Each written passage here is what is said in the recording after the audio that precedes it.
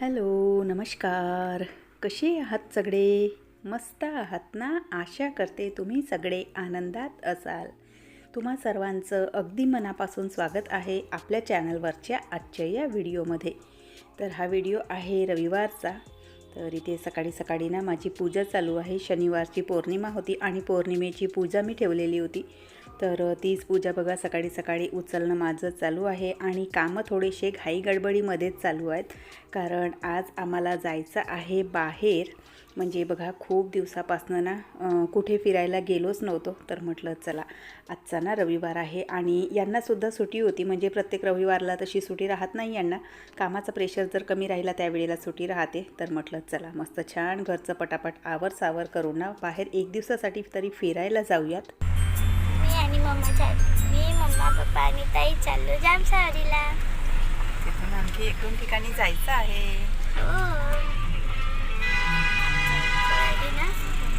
कोराडी आणि आणखी एक दोन ठिकाणी जमलं तर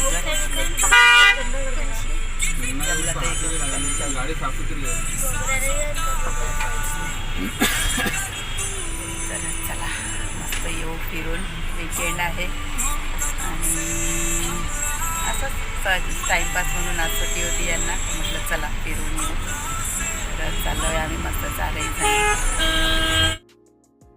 तर नवीन वर्षाच्या पहिल्याच आठवड्यामध्ये आम्ही लोक चाललो आहे बाहेर फिरायला. एकच दिवसाचा टूर आहे कारण मुलांच्या शाळा आहेत आणि घरी सासूबाई वगैरे असतात. तर मग फारसं आमचं काही निघणं होत नाही आणि आता बऱ्याच दिवसापासून ना सगळे म्हणजे आजारपणाने त्रस्त होते. तर म्हणून मग म्हटलं की चला एक दिवसासाठी तरी का होईना बाहेर फिरून येऊयात आणि थोडासा मूड फ्रेश करून घेऊयात म्हणून.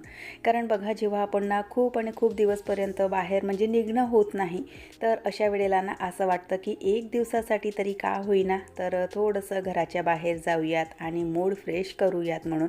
आणि तसंही बघा बऱ्याच दिवसापासून ना आता मलासुद्धा आजारपण होतं.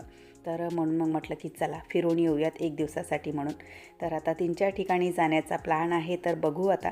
जाता जाता रस्त्यामध्ये ना छान असे ना फ्रूटचे शॉप लागलेले होते. तर तिथूनच ना काही फ्रूट आम्ही घेतले. छान पेरू वगैरे, आमच्या इकडे ना जाम म्हणतात त्याला. तर ते आणि बोरं वगैरे घेतलेले. रोड साईडला मस्त छान छान ना स्टॉल लागलेले होते. स्टॉल म्हणजे दुकानं होते रोड साईडला. तर तिथे खूप सारे फळं आणि उकडलेले बोरं खूप आणि इतके चविष्ट बढिया जे जाम आहेत त्या खायला ना खरंच खूप छान आहेत. तर त्याच घेतल्या आम्ही. मस्त छानसा नाश्ता झाला आणि त्यानंतर आता पुन्हा चाललोय समोर. सानोलीला उकडलेले बोरं खूप आवडतात तर तिने उकडलेले बोरं घेतलेले आहेत आणि आम्ही लोकांनी जाम घेतल्यात आणि त्यामध्ये मस्त छान मसाला वगैरे टाकला. इतके छान वाटत आहेत. तर मस्त छान नाश्ता झाला. चलो आता समोरचा जो प्रवास आहे तर तो कंटिन्यू केला आहे मी.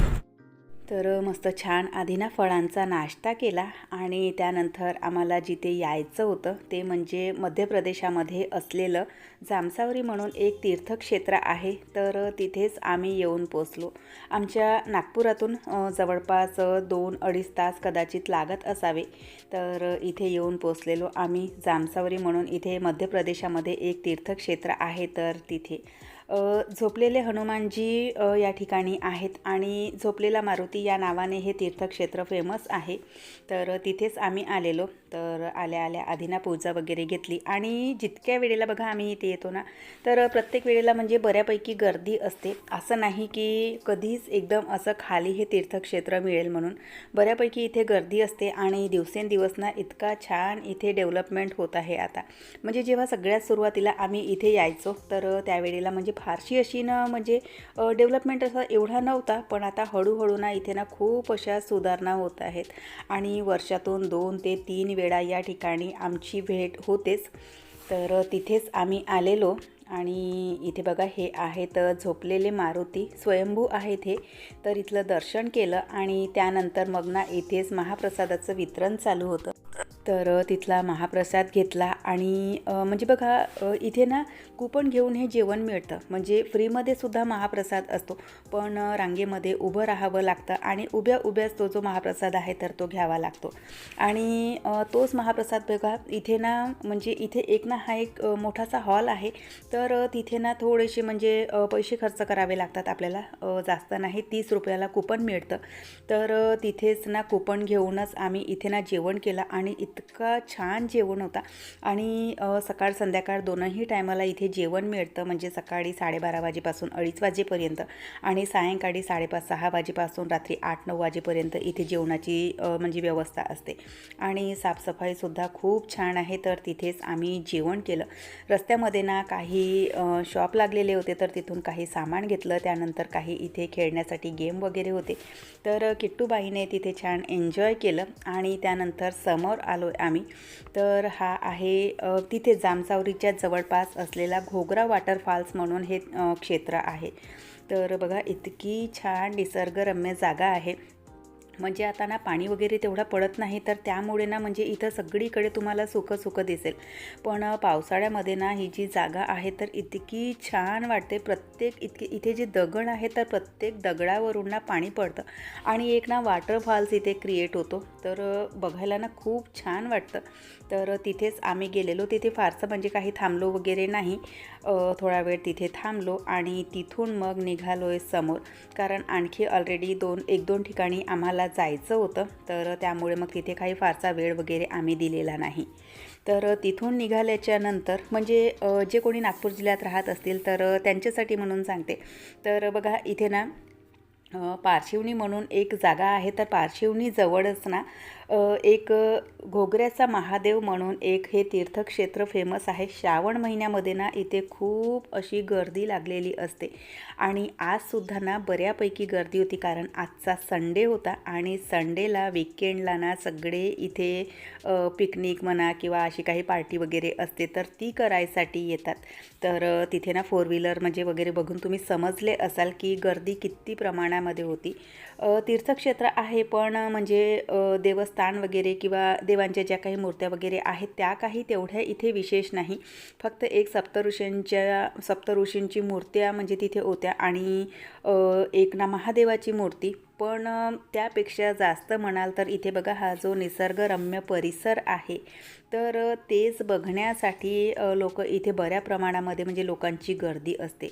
सगळा जो परिसर आहे तर तो इतका छान आहे. मधामध्ये नदी आहे, म्हणजे नदीचं वाहतं पाणी आणि आजूबाजूला दोनही साईडला बरेचसे असे स्टॉल लागलेले असतात आणि सोबतच म्हणजे मेन म्हणजे इथे ना भाकरी, झुणका आणि वांग्याचं भरीत, चटणी म्हणजे अशा बऱ्याचशा रेसिपी ना इथे स्टॉल म्हणून ना म्हणजे विकण्यासाठी इथे असतात. तर ते खाण्यासाठी म्हणून स्पेशली म्हणजे बघा जे कोणी ऑफिसला वगैरे जातात तर विकेंडला सुट्टी म्हणून किंवा बाहेर एक एन्जॉयमेंट म्हणून ना बरेचसे लोक इथे येतात. तर आम्हीसुद्धा ना पाण्यामध्ये थोडासा एन्जॉय केला. नदी आहे छान, तर म्हटलं चला पाण्यामध्ये ना थोडंसं म्हणजे इथे एन्जॉय करूयात, थोडंसं खेळूयात. थंडीचं वातावरण होतं त्यामुळे मग जास्त काही म्हणजे तिथे थांबता वगैरे आलेलं नाही. तर थोडंसं पाण्यामध्ये जे काही मजा मस्ती होती तर ती केली आम्ही. आणि आजूबाजूचा परिसर इथलासुद्धा बघाल तुम्ही तर इतका सगळा ना दगडी परिसर आहे आणि पावसाळ्यामध्ये ना इथेसुद्धा खूप छान वाटत असावं. आम्ही आलो त्यावेळेला ना म्हणजे वातावरण अगदी मोकळं सुखं होतं, तर त्यामुळे पाणी वगैरे तेवढा नव्हता. पण मला वाटते कदाचित पावसाळ्यामध्ये ना इथे खूप छान वाटत असावं. आणि श्रावण महिन्यामध्ये ना इथे ना खूप भारी अशी यात्रा भरते. तर मी बघितलं नाही पण बऱ्याच लोकांकडून ऐकलेलं आहे की घोगऱ्याचा महादेवाला ना श्रावण महिन्यामध्ये बऱ्यापैकी यात्रा असते म्हणून.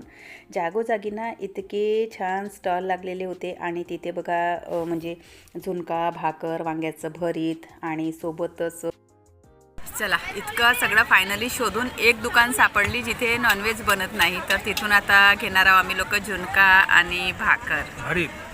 हां, कशाचं भरीत? वांग्याचं भरीत, झुणका, भाकर. तर जागा नाही आहे पोटामध्ये तशी आणि भूकही नाही आहे, पण इतक्या लांब आलो आणि इथला झुणका भाकर खूप फेमस आहे त्यामुळे मग म्हटलं की चला थोडासा टेस्ट करून बघूया. तर त्यासाठी म्हणून आता घेत आहोत इथे. तर नदीच्या दोन्ही आजूबाजूला म्हणजे नदीच्या किनारीवरना इतके सारे खाण्यापिण्याचे इथे स्टॉल लागलेले आणि तिथूनच बघा एक दुकान आम्ही शोधलं जिथे सगळं व्हेजिटेरियन होतं. टेस्टी आहे. मागू हां, तुम्ही खाऊन बघा आधी. तू खाशील ना बेटा? एक बघा पकडू. अगं मस्त छान टेस्टी आहे, खूप टेस्टी आहे. मोठी मोठी भाकर आहे. मी अर्धी खाणार. ठीक आहे. बेटा जेवण छान आहे, टेस्टी आहे. 50 रुपये प्लेटमध्ये म्हणजे एक भाकर, भरीत, चटणी, झुणका असा सगळा प्रकार आहे. मी तुम्हाला दाखवलं थोड्या वेळाच्या आधी. जेवण खूप छान आहे. तर एक प्लेट 50 रुपयाला असा इथे जेवणाचा प्रकार आहे आणि जेवणामध्ये तुम्ही बघितले असाल, पण इथे प्रॉब्लेम झालेला की सगळीकडे ना जे म्हणजे नॉनव्हेज आहे तर ते प्रत्येक दुकानामध्ये होतं. खूप शोधून ना एक दुकान असं सापडलं जिथे नॉनव्हेज अजिबात बनत नाही. तसा प्रॉब्लेम काही नव्हता. हे लोक सगळेजण म्हणजे किट्टू, सानू आणि तिचे पप्पा सगळेजण नॉनव्हेज खातात, पण जिथे नॉनव्हेज बनते तिथे मी म्हणजे त्या स्टॉलवर मी जेवणच करू शकत नाही. तर त्यामुळे मग आम्ही ना जिथे म्हणजे व्हेजिटेरियन थाळी होती तर तिथेच जेवण मागवलं आणि सगळ्यांनी एक एक प्लेट जेवण केलं आणि त्यानंतर मग तिथून समोर निघालो आहे आणि आलो इथे कोराडी मंदिरला.